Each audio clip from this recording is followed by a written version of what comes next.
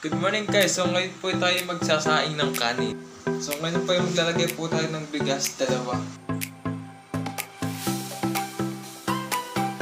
So ngayon po may bigas na po yung ating rice cooker. So tutubigin na lang natin ito at hihinawan. So ngayon po ay lalagyan na po natin ito ng tubig.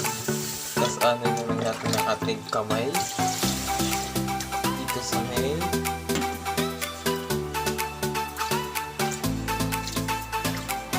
kailangan dalawang kamay po ito pag gumaynawan.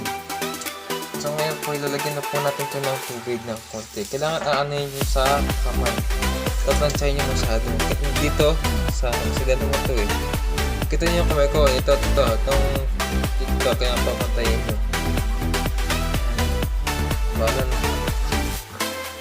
So lagyan natin ng konti na tubig. So, okay na po yan. So baka si Papa Rida po magluluto nito mamaya ako lang magkakasain. So, lalagyan na natin ito sa rice cooker. Pupunasan po muna natin yung mga ilalim nito. So ngayon po ay pupunasan natin yung ilalim nito bago natin ito ilagay sa rice cooker tong kanin. Para hindi tumunog yung rice cooker. So, ayun.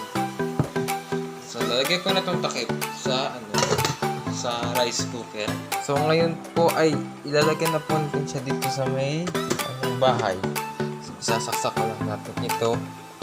Kailangan hindi hawakan itong metal pad dahil mag-ground po kayo. So yun, isasaksak na natin tapos pindutin na natin dito sa pinaka bottom na. So wait na lang natin ito matapos pagka luto na.